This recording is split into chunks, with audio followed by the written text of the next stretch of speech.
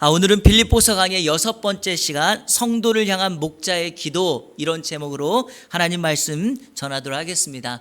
지난 추석 명절 잘 보내셨죠?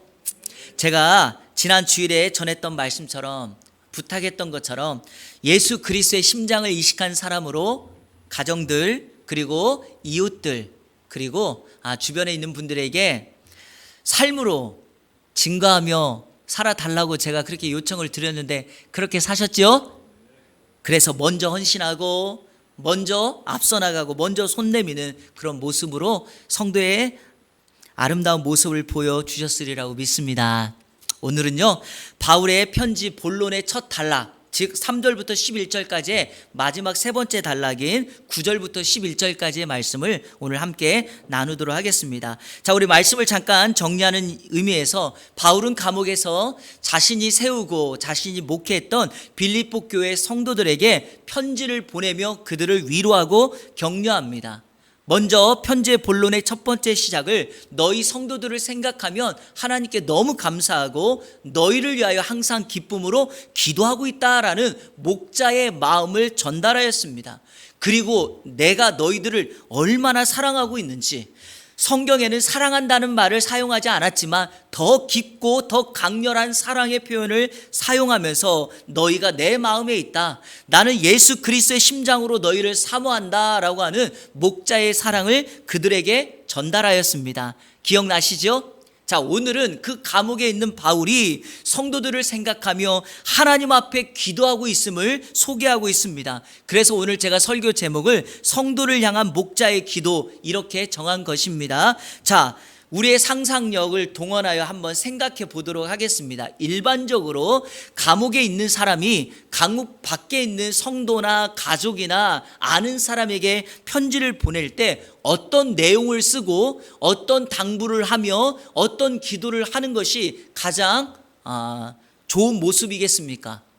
여러분, 감옥 안에 있는 사람이 감옥 밖에 있는 사람에게 아마도 이런 거 아니겠습니까? 너희들 나처럼 되면 안 돼, 내가 여기 들어와 보니까 사람이 들어올 곳이 못 돼, 뭐 이런 당부의 말씀을 하지 않겠습니까?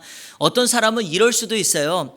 내가 너희를 위해서 이렇게 희생하다가 이곳에 왔는데 너희가 나를 잊으면 안 된다, 나를 꼭 기억해줘라, 그리고 내가 지금 너무 힘드니까 보석금을 내더라도 나를 속히 여기서 빼내어주면 좋겠다, 아마 이런 말을 남길 것입니다.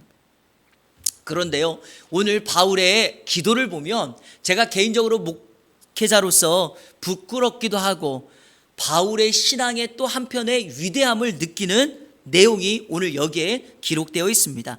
바울의 기도 내용이 9절입니다. 오늘 우리가 암송 구절로 삼았던 우리 9절 말씀 다시 한번 읽어보도록 하겠습니다. 시작. 내가 기도하노라 너희 사랑 지식과 모든 총명으로 점점 더 풍성하게 하사. 내가 기도하노라, 이것은요 이런 표현이에요. 이것이 나의 기도이다. This is my prayer. 이것이 나의 기도다. 이게요 기도문으로 표현한 성경이 있는데 쉬운 성경 번역에 보니까 이렇게 표현되어 있습니다. 여러분을 위해 기도합니다. 여러분의 사랑이 나날이 커지고 그 사랑으로 더 풍성한 지식과 통찰력을 갖게 되기를 기도합니다. 그러니까 바울은 감옥에서 성도들을 위하여 너희의 사랑이 지식과 총명으로 더 풍성해지기를 기도한다, 이렇게 말하고 있습니다. 자, 바울의 감옥에서의 성도들을 위한 기도의 핵심 내용이 뭐냐? 너희 사랑이 점점 더 풍성해지기를 원한다라고 말씀하고 있습니다. 바울이 빌립보 교회를 섬겼던 그 근거가 사랑입니다. 성도들이 지금 목회자 바울을 섬기고 이웃을 섬기고 교회에서 봉사했던 모든 것도 그 근거가 사랑이었습니다. 그런데 바울은 지금 이렇게 말합니다. 그 사랑 여기서 멈추지 말고 그 이상으로 점점 더 풍성해져야 된다라고 말씀하고 있습니다. 여러분, 충분히 이해가지 않습니까? 목회자가 내 눈에 보이지 않습니다. 더욱이 힘든 감옥에 있습니다. 그러니 그런 상황 속에서 목회자에 대한 사랑, 주님에 대한 사랑, 교회의 사랑이 식어질 수밖에 없지 않겠습니까? 그래서 바울은 그것을 알고 기독교의 본질이자 기독교의 핵심인 사랑을 성도들에게 부탁하며 너의 사랑이 어제보다 오늘보다 내일 점점 더 풍성해지고 그리고 그 사랑의 열매로 너희가 다른 사람을 섬겼으면 좋겠다 이렇게 말하고 있는 것입니다. 사랑하는 성도 여러분, 이 사랑이 하나님으로 인하여 예수 그리스도를 이 땅에 보내셨고 이 사랑 때문에 예수님이 십자가에 달려 피 흘려 죽으신 것입니다. 그 사랑의 값어치가 우리를 살렸고 그 사랑이 오늘 우리에게 임하여서 우리는 여전히 호흡하며 주님을 섬기는 하나님의 자녀가 되었습니다. 그러므로 이 사랑이 풍성해졌을 때 우리는 환경과 상황을 뛰어넘는 성도의 삶, 믿음의 삶, 은혜의 삶을 살아갈 수 있게 될 줄로 믿습니다. 오늘 축복합니다. 이 사랑으로 충만해지는 우리 모든 성도님들 되시기를 주님의 이름으로 축원합니다. 지금 현재 전 세계에 나타나는 자연현상, 재해들이 있습니다. 지진이라든지 쓰나미라든지 화산 폭발과 같은 재앙이 있습니다. 그리고 우리 사회 주변을 한번 둘러보십시오. 이런 사회에 나타나고 세계에 나타나는 상황들을 보면서 사람들이 이구동성으로 하는 말이 있죠. 이렇게 말합니다. 말세야 말세. 이제 곧 재림이 될 것 같아. 여러분의 생각은 어떠하십니까? 여러분도 그렇게 생각하시나요? 사람들이요 그냥 말하는 게 아니에요. 몇 가지 이유가 있고 근거가 있습니다. 저는 오늘 여러분에게 성경의 근거를 통해서 한번 말씀드려 볼게요. 제가 이 말씀을 드리는 이유는 딱 하나예요. 말세 때가 오면 사랑이 식어지기 때문에 그럽니다. 자, 마태복음 24장 9절부터 12절 한번 보시겠습니까? 제가 한번 쭉 읽으면서 설명해 드릴게요. 그때, 여러분 이 그때가 바로 재림의 때, 말세 때입니다. 사람들이 너희를 환난에서 넘겨 주겠으며 너희를 죽이리라. 너희가 내 이름 때문에 모든 민족에게 미움을 받으리라. 그러니까 사람들을 죽이고 미움받는 때가 말세 때라는 겁니다. 10절, 그때 많은 사람이 실족하게 되어 서로 잡아주고 서로 미워하겠으며 거짓 선지자가 많이 일어나 많은 사람들을 미혹하겠으며. 말세 때 특징 중에 하나가 뭐냐? 거짓 선지자, 우리식으로 말하면 누구죠? 이단들, 사이비 종교들, 이런 단체들이 일어난다는 거예요. 자, 마지막 12절, 불법이 성함으로 많은 사람의 사랑이 식어지니라. 저는요 앞에 있는 것보다 더 큰 문제는 12절이라고 생각합니다. 왜냐? 자, 보십시오. 앞에 있는 것들은 자연현상이나 사람들이 행하는 일들인데 이 12절은요 우리 성도들도 포함되기 때문에 그래요. 왜냐하면 성도들만이라도 사랑을 식지 않고 이 사랑을 뜨겁게 하며 이 사랑을 지켜나가면 세상의 종말을 막을 수 있고, 아니 주님 재림하시는 것을 기쁘게 준비할 수 있는데 우리 성도들 안에서도 이 사랑이 식어지고 있다는 데 문제입니다. 자, 또 하나 디모데후서 3장 1절부터 4절까지 한번 보십시오. 너는 이것을 알라. 말세에 고통하는 때가 이르러. 자, 말세는 어떤 때라고요? 고통하는 때입니다. 2절에 보니까 사람들이 자기를 사랑하며 돈을 사랑하며. 여러분 말세의 특징이 뭔지 아세요? 사랑의 대상인 하나님, 사랑의 대상인 이웃을 사랑하는 것이 아니라 자기를 사랑하고 돈을 사랑한대요. 여기 보면 계속 나와요. 자랑하며 교만하며 비방하며 부모를 거역하며 쭉 나오는데, 자 우리 넘겨서 4절을 한번 볼게요. 배신하며 조급하며 자만하며. 자 보세요. 쾌락을 사랑하기를 하나님 사랑하는 것보다 더하며. 말세 때 특징이 뭐냐? 하나님을 전적으로 사랑해야 되는데 그 사랑이 아니라 쾌락을 사랑한다는 거예요. 자기의 감정을 더 부추기고 욕망을 채우는 그 사랑을 감당하는 거죠. 그리고 이 잘못된 쾌락 사랑의 절정이 뭔가요? 동성애이고 수간, 짐승을 사랑하는 이런 현상들이 우리 사회 주변의 세상에 나타나고 있습니다. 현재 여러분의 사랑은 어떠합니까? 시간이 지나면서 하나님과 이웃과 가정과 그리고 교회를 더 사랑하고 있습니까? 아니면 시간이 지남에도 매번 거기서 거기까지입니까? 하나님을 향한 사랑이라는 측면에서 제가 여러분에게 드리고 싶은 말씀은, 여러분이 예수 그리스도를 믿었을 때, 주님을 만났을 때 그 첫사랑을 지금까지 유지하는 것이 매우 중요하다는 것입니다. 만약에 이 첫사랑을 잃어버리면 어떻게 될까요? 요한계시록 2장에 보면 소아시아 7교회 중에 에베소 교회를 우리 주님이 책망하시면서 했던 말 기억나십니까? 첫사랑을 잃어버린 그 교회와 성도들에게 너희에게 임했던 촛대를 옮기겠다. 여러분, 이 촛대가 의미하는 게 뭡니까? 영광과 은혜와 하나님의 모든 축복, 이것을 옮겨버리겠다는 것이요. 사랑하는 성도 여러분, 이런 의미에서 오늘 말씀 들으면서 주님을 향한 우리의 사랑이 점점 더 깊어져야 됩니다. 주님을 만났을 때 그 첫사랑이 더 감격적으로 뜨거워짐으로 나타나야 될 줄로 믿습니다. 자, 중요한 것이 있습니다. 그러면 어떻게 이 사랑을 점점 더 풍성하게 할 수 있을까요? 바울은 이렇게 말합니다. 지식과 모든 총명으로 풍성하게 할 수 있다. 그래서 우리에게는 두 가지가 필요합니다. 지식이 필요하고 총명이 필요한데, 지식이 뭡니까? 지식은 하나님 말씀을 통한 지식이에요. 하나님의 말씀을 알아가면서 배우는 지식, 우리가 단순히 뭔가를 보고 배우는 데서 오는 지식 그 이상입니다.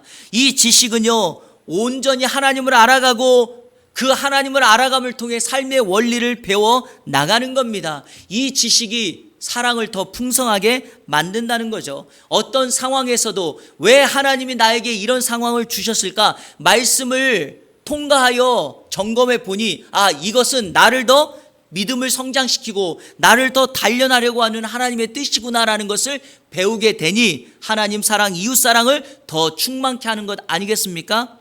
마치 여러분, 사랑의 원자탄이라고 불리우는 손양원 목사님 아시죠?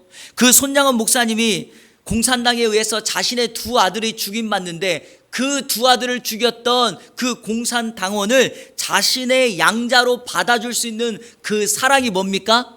바로 여기 하나님 말씀에 근거한 사랑 때문에 가능하다고 저는 믿습니다. 이 지식이 우리의 사랑을 더 풍성하게 한다, 바울은 말합니다. 자, 또 하나 총명이라고 말합니다. 이 총명이라는 것은요, 분별력, 통찰력 이렇게 번역할 수 있습니다.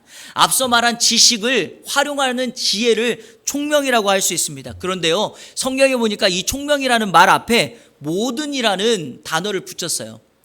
왜 지식은 그냥 지식이고 총명은 모든 총명입니까? 이 총명이라는 것은요, 윤리적으로, 도덕적으로, 종교적으로 내가 깨달을 수 있는 모든 감각 기관에서 느끼는 것들이기 때문에 그러합니다. 여러분, 말씀을 듣거나 혹시 찬양하거나 기도할 때 여러분 가슴에 뜨거울 때가 있죠.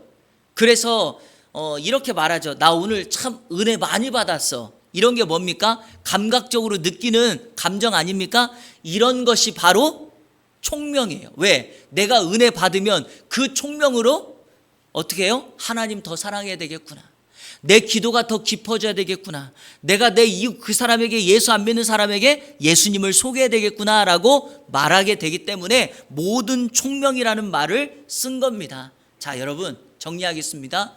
바울은 감옥 안에서 빌립보 교회 성도들을 위하여 기도하는데, 사랑이 점점 더 풍성해져서 오늘이 아니라 내일, 내일보다 모레, 앞으로 점점점 사랑이 풍성해지기를 원하고 있습니다. 그 사랑을 풍성하게 하는 방법은 두 가지인데, 지식과 모든 총명, 말씀을 통하여 하나님을 알아가는 것들, 그리고 그 말씀을 잘 적용하고 분별하고 깨닫는 것, 그걸 통해서 사랑이 충만해질 수 있다라고 말합니다.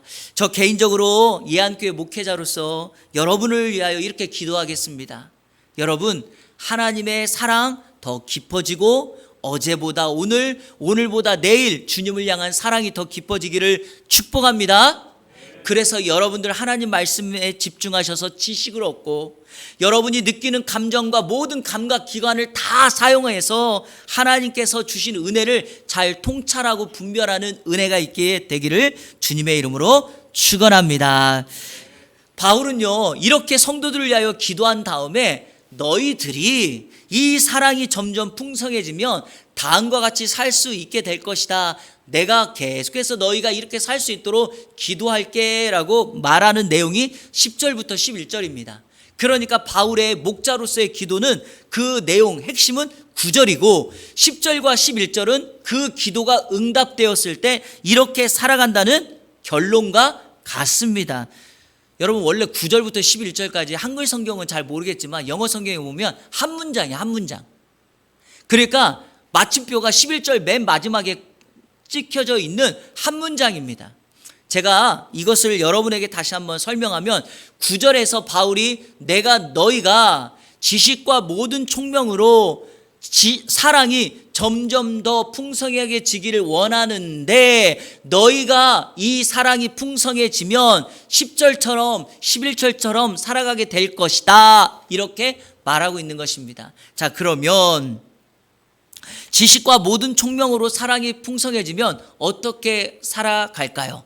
첫째로 지극히 선한 것을 분별하며 살게 됩니다. 한번 따라해 볼까요? 지극히 선한 것을 분별한다. 자, 오늘 본문 10절이 이렇게 시작하지 않습니까? 너희로 지극히 선한 것을 분별하며 이렇게 말합니다. 단순히 선한 것이 아니라 지극히 선한 것이라고 바울이 표현합니다. 지극히 선한 것이라고 하는 것은 최선, 최고의 것을 말하는데, 자, 한번 제가 물어볼게요. 여러분, 우리의 삶의 최선, 최고의 것, 이건 무엇을 의미하는 걸까요? 이것은요, 선함과 악함을 아는 거예요. 그러니까 바울이 말하는 것은 이겁니다. 너희의 삶 속에서 선한 것이 무엇이고 악한 것이 무엇인가를 잘 분별하며 살아간다. 뭐가 있으면은요, 사랑이 더 풍성해지며.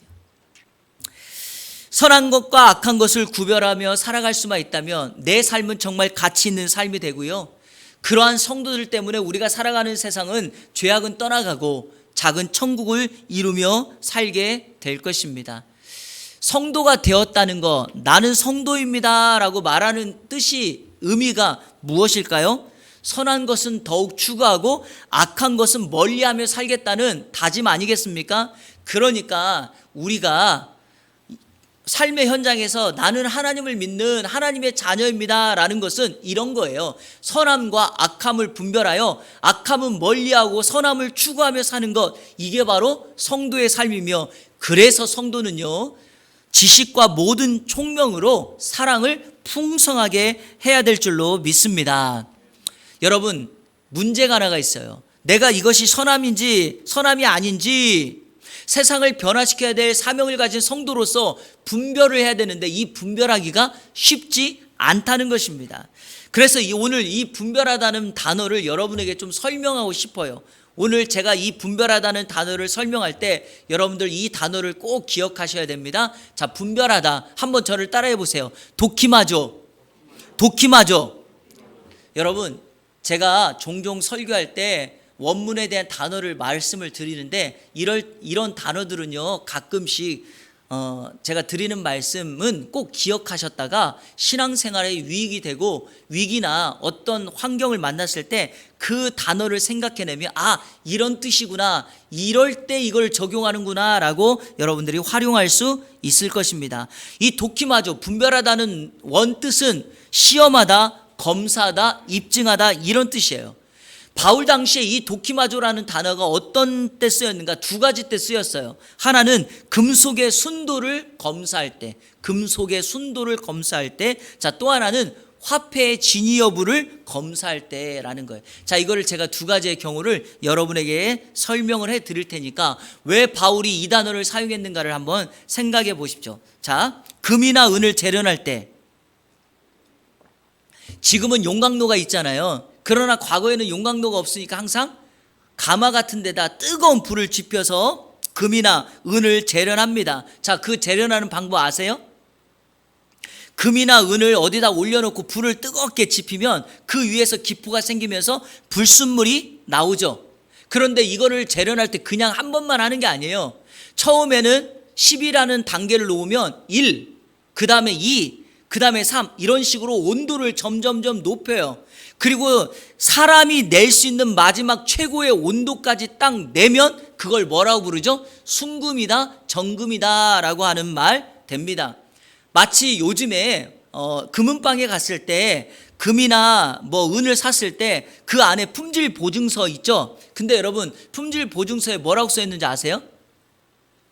99.99%라고 돼 있어요. 왜 100%가 아니고 99.99%인지 아십니까? 금이나 은은요, 그 온도보다 더 뜨거운 온도를 내면 또 불순물이 나기 때문에 그래요. 그러면 99.99라는 건 뭐냐? 사람이 이 세상에서 낼 수 있는 마지막 온도까지 냈다는 거예요. 사람은. 그래서 99.99입니다. 자, 그런데 왜 이때 도키마조라는 단어가 쓰였는가? 사람이 낼 수 있는 온도를 다 내서 불순물을 제거해서 금이나 은을 마지막 순간에 딱 재련했을 때 이것을 검사하는 사람이 이렇게 말하는 거예요. 이 금을 하나 이렇게 들고서 이렇게 말해요. 도키마조. 그러면 무슨 의미입니까? 이 금은 검사가 다 끝났고 보증된 거다, 이런 뜻이라는 겁니다. 이해가 되시죠? 자, 또 하나, 이거는 화폐의 진위 여부를 쓸 때 바울 당시에 쓰였던 거예요. 여러분, 바울 당시에 화폐가 어떻게 됐습니까? 지금 현재 우리나라가 쓰는 것처럼 5,000원짜리, 1,000원짜리, 만원짜리, 5만원 이렇게 돼 있는 게 아니라, 여러분 잘 아시는 성경에 나오는 달란트, 데나리온, 오멜, 드라크마, 이런 식으로 돼 있어요. 근데 여러분, 이 말이 무슨 말인지 아세요? 이거는 무게의 양을 측정하는 거예요. 무게의 양. 달란트는 몇 그램, 드라크마는 몇 그램, 이런 식으로 되어 있습니다. 제가 가장 쉽게 한 예를 들어볼게요. 데나리온이라는 것은요, 로마의 은전이에요. 드라크마가 유대인들의 은전이고 같은 거예요, 양으로는. 그런데 데나리온은 3.8g으로 만들어진 은전이에요. 3.8g. 자, 여기 데나리온이 있는데 이게 몇 g이라고요? 3.8g. 그런데 당시에 사람들 가운데 이 3.8g을 만들어야 되는 이 은전을 3.6g, 3.7g만 써서 이 동전을 만들어요. 그럼 여러분 어떻게 되겠습니까? 제대로 된 동전이 아니잖아요. 그때 이 동전, 화폐를 점검하는 사람이 그 무게를 정확하게 측정해서 화폐의 진위 여부를 발견하는 거예요. 자, 동전을 쟀는데 3.8g이 맞다. 그러면 아까 말한 것처럼 그 검사하는 사람이 뭐라고 말한다고요? 도키마조, 이렇게 말한다는 거예요. 여러분, 이것을 바울이 선함과 악함을 분별하는데 왜 썼을까요? 우리가 예수 그리스도를 향한, 하나님을 향한 사랑이 점점점 풍성해서 이 세상을 살아감에 있어 선한 것과 악한 것을 분별하며 살아간다면 하나님이 우리에게 뭐라고 말할까요? 도키마조 인생이다, 이렇게 말한 거예요. 그래서 오늘 바울이 감옥에서 감옥 밖에 있는 성도들에게 너희 인생이 도키마조의 인생, 즉 하나님이 인정하고 하나님의 검사로 통과되는 그런 인생이 되었으면 좋겠다, 이걸 간절히 원하고 있고, 그것은 그리스도를 향한 사랑이 점점 더 풍성해졌을 때 살아갈 수 있다라고 말하는 겁니다. 저도 동일하게 여러분의 인생, 이번 한 주간 도키마조에 인정받는 하나님의 사람, 그런 인생 되기를 축원합니다. 두 번째, 지식과 모든 총명으로 사랑이 풍성해지면 어떻게 살아갈까요? 두 번째는 진실하여 허물 없이 살게 돼요. 한번 따라해 볼까요? 진실하여 허물 없이 산다. 자, 오늘 본문 10절을 다 같이 읽겠습니다. 10절 시작. 너희로 지극히 선한 것을 분별하며 또 진실하여 허물 없이 그리스도의 날까지 이르고. 아멘. 여러분, 진실하다는 말은 기본적으로 깨끗하고 정결하다, 이런 의미예요. 원래 이 단어는 어느 때 쓰였냐면 단어의 태생을 알면 돼요. 이 단어가 원래 햇빛과 판단하라는 단어의 합성어예요. 그러니까 이 단어는, 진실하다는 단어는 어떤 의미로 사용했는가? 자, 저를 한번 보실래요? 어떤 물건을 태양빛에 이렇게 비춰가지고 흠이 없음을 판단하는 게 진실하다라는 거예요. 태양빛에 비춰서, 햇빛에 비춰서 흠이 없다라는 거예요. 여러분, 허물이 없다라는 의미는 뭐냐? 장애물을 피했다, 걸려서 넘어지지 않다라는 말이에요. 자, 그러면 바울이 이 말을 왜 썼는가? 이런 의미예요.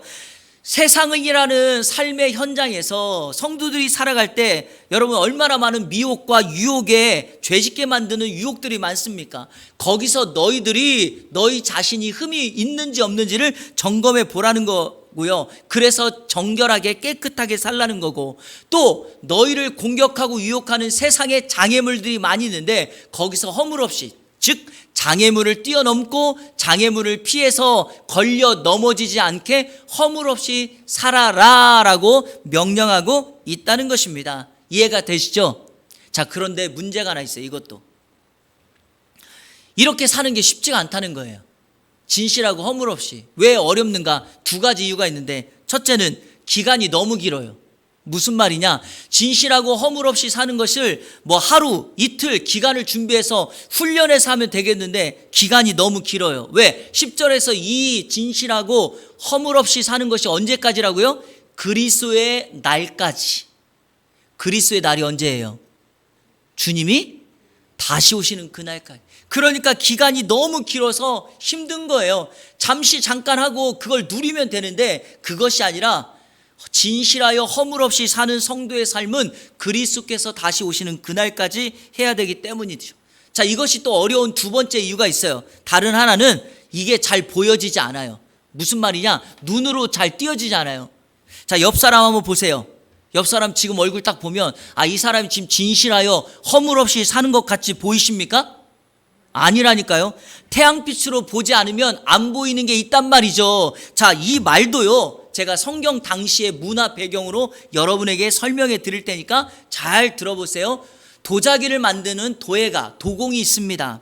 자, 도자기를 만드는 과정을 한번 여러분에게 설명해 볼게요. 자, 흙을 빚어가지고 도자기 모양을 만들어요. 그래서 어떻게 하죠? 가마에 넣습니다. 불을 지펴요. 1차 끝내요. 자, 도자기를 꺼내서 그 위에다가 유약을 바릅니다. 유약 알죠? 발라서 다시 가마에다 놓고 끄내요. 그런 다음에 불이 꺼지면 가마에서 그걸 또 꺼내서 어떻게 합니까? 무늬를 내고 조각을 하고 그림을 그려서 또 유약을 바른 다음에 온도를 더 높여서 가마에다 끓여요. 굽습니다.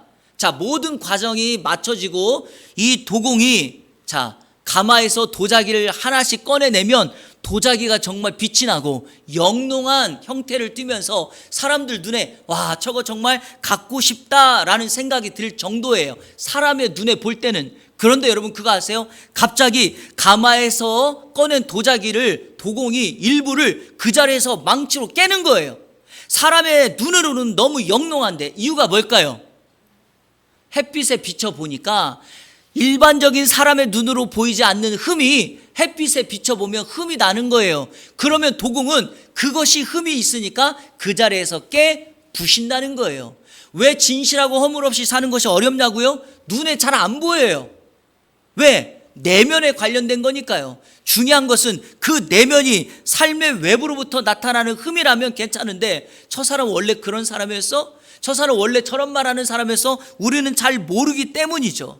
그래서 우리 성도들의 삶이 신앙이라는 게 마찬가지 아닙니까? 우리가 사람의 눈으로 보면 잘 보이지 않지만 하나님의 시선, 신앙이라고 하는 말씀이라고 하는 세계관으로 어떤 사건, 어떤 사람을 보았더니 저거는 잘못이다, 흠이 났다라고 판단할 수 있습니다.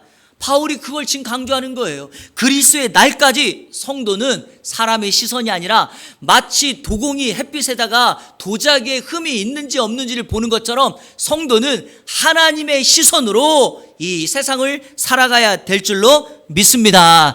여러분, 하나님의 시선으로 이번 한 주간 살아가는, 그래서 그리스도 다시 오시는 그날까지 진실하여 허물 없이 살아가는 여러분 되시기를 축원합니다. 여러분, 감옥 안에 바울이 있으니 성도들 볼 수 없잖아요. 그런데 하나님의 시선으로 살아갈 수만 있다며, 사람이 있던 없던, 사람이 보던 보지 않던 우리가 정직하고 바르게 말씀대로만 살아갈 수 있다면 그 사람 얼마나 많이 신뢰할 수 있겠습니까? 바로 그런 성도가 되라라고 바울이 감옥 안에서 말하고 있습니다. 마지막 셋째로, 지식과 모든 총명으로 사랑이 풍성해지면 어떻게 살게 될까요? 의의 열매로 가득한 삶을 살게 돼요. 한번 따라해 보세요. 의의 열매로 가득한 삶을 산다. 자, 11절 말씀 제가 읽어보겠습니다. 예수 그리스도로 말미암아 의의 열매가 가득하여 하나님의 영광과 찬송이 되기를 원한다. 의의 열매가 가득하게 된다라고 말합니다. 의가 뭡니까? 의는요, 옳고 그름의 기준이에요. 그리고 의의 주체는 그래서 항상 예수님이 되는 겁니다. 사람은 옳고 그름의 기준이 될 수 없어요. 왜? 사람은 항상 불의하기 때문에. 예수님이 내 안에 들어오기 전까지 우리는 불의해요. 그런데 보십시오, 여러분. 우리가 누군가 어떤 사람이 의롭게 되었다는 말은 무슨 뜻일까요? 예수 그리스도를 마음 중심에 주인으로 모셔서 예수님처럼 살고 있다, 이런 뜻 아니겠습니까? 그러니까 바울이 의의 열매로 가득하라는 건 뭡니까? 열매로 표현한 건 뭐죠? 내 안에 예수 그리스도가 들어온 너희 빌립보 교회 성도들의 삶을 외적인 행위로 증명하며 살아가는 거예요. 내가 성도라면 성도의 빛과 소금의 역할을 감당해야 되지 않겠습니까? 그거를 보여라 라고 말하고 있는 것입니다. 마치 마태복음 5장 16절처럼 살라는 거죠. 이렇게요. 이같이 너희 빛이 사람의 앞에 비치게 하여 그들로 너희 착한 행실을 보고 하늘에 계신 너희 아버지께 영광을 돌리게 하라. 어떤 사람 중에는요 이런 사람이 있어요. 교회 다니지 않는데 와, 저 사람 버버시도 살 사람이에요. 너무 착해요. 이런 사람이 있어요. 그런데요, 교회 다니는 사람들 중에 그런 사람만도 못한 사람들이 있어요. 여러분, 우리는 그러면 안 돼요. 왜? 우리 안에는 예수 그리스도의 기준 의가 들어와 있는데 우리가 그렇게 살면 되겠습니까? 아무 말도 하지 말라는 게 아닙니다. 비겁하라는 거 아닙니다. 성도는 예수 그리스도의 기준처럼 의로운 사람 되어서 옳고 그름을 분별하고 삶으로 증명하여 많은 사람 앞에 하나님께 영광을 돌리는 온전한 성도의 삶을 살아가야 합니다. 그런데 어떻게 가능하나? 우리의 노력과 열심으로는 안 돼요. 오늘 성경이 뭐라고 말하는가? 예수 그리스도로 말미암아. 다시 말해볼까요? 의의 열매는 내 노력이 아니라 예수님을 통해서만 맺을 수 있는 열매인 줄로 믿습니다. 만약 우리의 삶 속에서 예수님과 관계되지 않는 열매를 맺었다면 여러분, 그거요 불의의 열매일 수 있어요. 아무리 내가 출세하고 성공하고 부자가 되어도요 예수님과 관계되지 않았다면 그거 불의의 열매일 수 있습니다. 그런데 반대 모습 한번 볼까요? 외적으로 보여지는 모습이 초라하고 약해 보일 수 있어요. 그런데 그것이 예수님으로 말미암는 것이라고 한다면 그것이 사람들이 볼 때 아주 작아 보이고 연약해 보일지라도 그것은 반드시 오늘 본문과 같은 의의 열매인 줄로 믿습니다. 저는 이런 의미에서 우리 성도들이요 전자가 아니라 후자, 즉 주님과 관계된 의의 열매를 맺어야 될 줄로 믿습니다. 그리고 이런 삶을 오늘 바울은 이 기도문을 마치면서 이렇게 말합니다. 하나님의 영광과 찬송이 되기를 원한다. 이거는요 송영구예요. 송영구. 예를 들면 뭐 기도를 하다가 찬양을 하다가 마지막에 꼭 우리가 붙이는, 예를 들어서 마라나타, 할렐루야 이렇게 말하는 것과 같아요. 그러니까 바울은 기도의 마지막을 이 송영구로 바쳐요. 하나님의 영광과 찬송이 되기를 원한다. 우리가 예수 그리스도로 말미암아 의의 열매를 많이 맺는 사람의 삶의 모습이 뭐냐? 하나님의 영광이 되고 찬송이 되는 거죠. 이거는 하나님이 우리 인생을 창조하신 존재의 목적이자 우리가 이 땅에서 존재하는 목적 아닙니까? 여러분, 왜 존재합니까? 하나님의 영광이 되고 하나님의 찬송이 되기를 원해서죠. 우리는 그렇게 살아가야 될 줄로 믿습니다. 말씀을 맺겠습니다. 감옥에 있는 바울이 빌립보 교회 성도들을 생각하며 오늘 목자로서 기도하고 있습니다. 그 기도의 핵심은 다른 것이 아니라 성도들에게 사랑이 지식과 모든 총명으로 점점 더 풍성해지기를 원하는 기도였습니다. 그래야지만 우리는 세 가지의 모습으로 살아갈 수 있다. 첫 번째 어떤 거죠? 지극히 선한 것을 분별하며 살아가고, 두 번째 진실하여 허물 없이 살아갈 수 있으며, 마지막 세 번째 의의 열매를 풍성하게 맺어서 하나님의 영광과 찬송이 될 수 있다라고 말했습니다. 이번 한 주간 이렇게 살아가기를 축원합니다. 코로나 팬데믹 너무 멈추지 않고 계속되고 있습니다. 델타 변이 바이러스로 인하여 우리나라는 어제 기준 3,270명의 확진자가 역대 코로나가 발생한 지 최고의 확진자 숫자를 기록했습니다.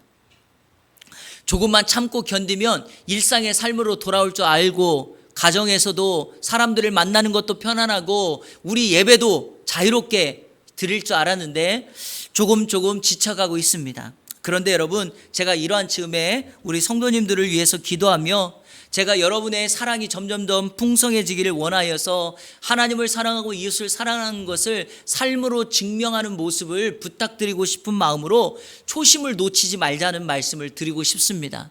그래서 그 오늘 설교의 마지막 말씀을 초심을 놓치지 말자는 취지로 한 목사님의 간절한 기도와 소원이 담긴 코로나 시대가 전해주는 메시지, 이런 제목의 글을 우리 성도님들께 소개하면서 다시금 첫사랑, 초심으로 돌아와서 우리의 신앙을 지켜 나갔으면 좋겠습니다. 자, 5가지인데 이것을 여러분 읽으시면서 여러분의 신앙을 점검하고 이번 한 주간도 자신을 지키고 사랑이 점점 더 풍성해지는 그런 은혜가 있었으면 좋겠습니다. 한 목사님, 제가 누구라고 말은 하지 않겠지만 인터넷에 이미 많이 나온 말입니다. 자, 먼저 첫 번째, 마스크를 착용하라는 것은 잠잠하라는 뜻입니다. 우리 성도들은요, 마스크를 쓰고 다니면서 함부로 말하지 않고 불필요한 말 줄이고 타인의 말을 경청할 줄 아는 신앙인의 삶을 살아야 될 줄로 믿습니다. 두 번째, 손을 자주 씻으라는 것은 손만이 아니라 마음을 깨끗이 닦으라는 거죠. 오늘 제가 여러분에게 설교했던 것처럼 진실하여 허물 없이 살아갈 수 있는 것은 뭡니까? 마음을 잘 닦아내서 흠이 없게 하는 겁니다. 세 번째, 사랑과 거리를 두라는 것은요, 우리가 이제까지 너무 소홀하게 생각했던 자연과 가까이 하라는 것입니다. 무슨 말씀입니까? 하나님이 만든 자연 세계를 보면서 하나님의 섭리와 이치를 깨닫고, 그리고 사랑과 가까이 하면서 주었던 그 여러 가지 것들을 이제 좀 거리를 두면서 하나님을 더 가까이 바라보라는 것. 자, 네 번째, 대면 예배를 하지 말라는 것은 언제 어디서나 하나님을 바라보라는 의미입니다. 저는요, 이거 참 공감 가더라고요. 왜냐하면 한때 우리 성도들 가운데 교회에 와야지만 하나님을 만날 수 있고 주일날만 교회에 오는 것으로 생각했는데, 이 코로나 상황이 되니까 어디서든지 어떤 상황에서든지 우리는 하나님을 예배할 수 있고, 이런 생각이 들었어요. 하나님은 온 천지의 주제이시다. 그래서 우리가 있는 곳에서 하나님을 노래하고 찬양하고 기도하면 그곳에서 하나님이 우리의 예배, 기도, 찬양을 받으신다라는 것을 깨닫게 되었습니다. 그러니까 여러분, 이제는요, 하나님이 언제 어디서나 어디서든지 우리의 예배를 받으신다는 걸 깨닫고 있는 처소에서 개인의 욕망과 욕심만 채우기 위하여 기도하지 말고요, 타인을 바라보면서 하나님을 온전히 예배하기를 바랍니다. 마지막 5번째, 집합을 하지 말라는 것은 소외된 이들과 함께하라는 뜻입니다. 여전히 지금도 교회의 힘과 능력을 자랑하는 교회들이 있지만 그런 것 자랑하지 말고 지금은 어떻게 하라고요? 가난하고 소외되고 외롭고 정말 아파하는 이들을 찾아가서 교회가 그들을 섬겨주고 도와주고 친구가 되어주라는 것입니다. 여러분, 이 글이 나왔을 때 참 공감을 많이 갔는데요, 시간이 길어지고 확진자가 줄지 않고 여러 가지 어려움이 계속 반복되고 있으니 이제 어떤 사람들 중에는요, 에이, 될 대로 되라는 식으로 살아가는 사람이 있습니다. 그러시면 안 됩니다. 첫사랑을 회복하듯이 우리의 초심의 마음을 가지고 우리가 오늘 말씀처럼 목자의 기도를 생각하여 그리스도를 향한 사랑을 점점 더 풍성하게 하여서 우리의 삶 속에서 진실하고 허물 없이 살아가게, 모든 선한 것을 분별하고요, 그리고 언제 어디서나 의의 열매를 가득하여 하나님의 영광과 찬송이 되는 우리 예안의 모든 성도님들 되시기를 우리 주 예수 그리스도 이름으로 축원합니다. 우리 시간에 결단의 찬양 같이 하도록 하겠습니다. 신실하게 진실하게 거룩하게 살게 하소서. 바울의 기도가 오늘 이 찬양과 같지 않습니까? 이 찬양하면서 기도하는 마음으로 하나님 앞에 나의 마음의 소원을 올려드리겠습니다.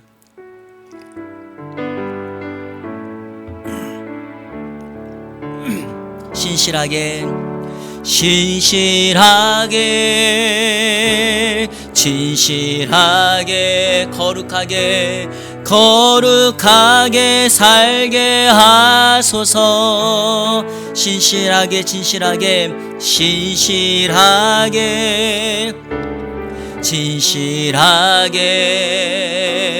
거룩하게 살게 하소서. 하나님, 나의 마음 만져주소서. 하나님,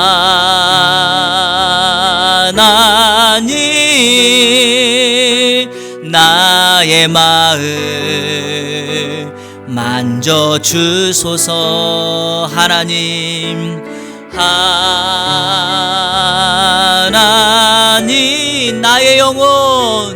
나의 영혼 새롭게 하소서. 다시 한번 기도하는 마음으로 신실하게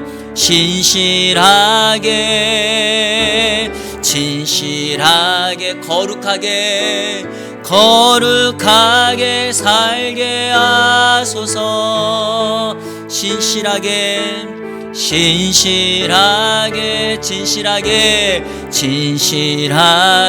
거룩하게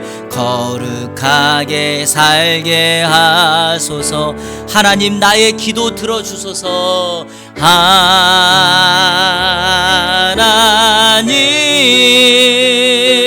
나의 기도 들어주소서. 하나님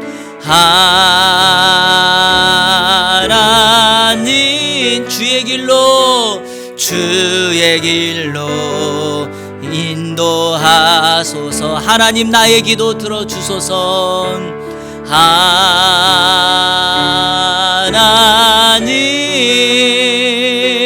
나의 기도 들어주소서. 하나님, 주의 길로 하나님,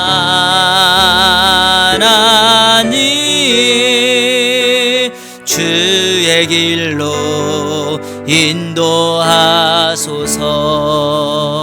아멘. 우리 시간에 함께 기도하겠습니다. 여러분, 정말 이런 마음 우리 안에 가득해야 합니다. 사람 눈에 잘 보이지가 않아요. 그리고 주님 오실 때까지 일을 하라고 하니 너무 길어서 지칠 때가 많습니다. 그러나 오늘 하루를 최선을 다해서 살면 내일 하루도 최선을 다할 수 있습니다. 그리고 우리 삶의 의의 열매로 가득하게 될 줄로 믿습니다. 저는 이런 마음으로 여러분 개인이, 우리 교회가, 우리 가정이 진실하고 허물 없이 살아갈 수 있고요, 선과 악을 분별하며 살아갈 수 있고요, 하나님 앞에 도키마조 인생이라고 인정받을 수 있을 거라고 믿습니다. 이 시간에 함께 기도하면서 하나님, 내 인생, 우리 가정, 우리 교회, 우리의 자녀들, 우리의 다음 세대들, 우리의 사업장이 도키마조의 인생 되게 하여 주옵소서.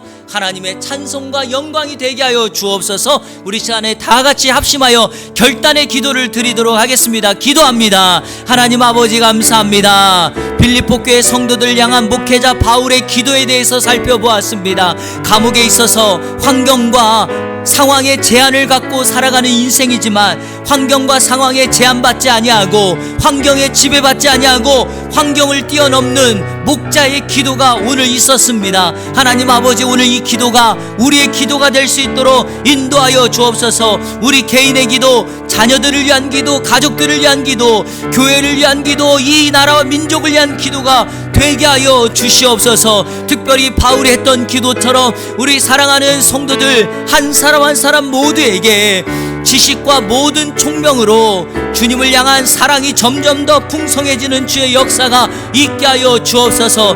그래서 선함과 악함을 분별하며 도키마주의 인생을 살게 하여 주시옵소서. 진실하여 허물 없이 살아가는 인생 되게 하여 주시옵소서. 의의 열매를 가득 맺는 하나님 앞에 영광과 찬송이 되는 인생을 살게 하여 주옵소서. 우리 주님 다시 오시는 그날까지 힘들고 지치지만 오늘 하루를 충성하며 살아가는 사람에게 주셨던 하나님의 은혜 역사가 있게 하여 주옵소서. 우리 이한교회가 하나님 앞에 칭찬받는 빌립보 교회와 같은 도키마주의 교회가 되게 하여 주옵소서. 우리 사랑하는 성도들의 사업장과 일터가 도키마주의 일터와 사업장이 되게 하여 주시고 그들의 인생길이 도키마주 주님 앞에 칭찬받는 인생 될 수 있도록 인도하여 주시옵소서. 찬양했던 것처럼 진실하게, 신실하게, 거룩하게 살아가는 주의 역사가 있게 하여 주옵소서. 하나님 아버지, 감사합니다. 오늘 성도를 향한 목자의 기도를 듣고 우리가 동일한 마음으로 바울처럼 그리스도를 향한 사랑이 점점 더 지식과 모든 총명으로 풍성해지기를 원합니다. 우리 가정이, 우리 개인이, 우리 교회가, 이 나라 이 민족이 그리스도를 향한 사랑이 어제보다 오늘보다 내일이 더 풍성한 인생 되어서 주님 앞에 도키마저 인정받고 칭찬받는 인생으로 살아갈 수 있도록 인도하여 주옵소서. 예수 그리스도의 이름으로 기도하옵나이다. 아멘.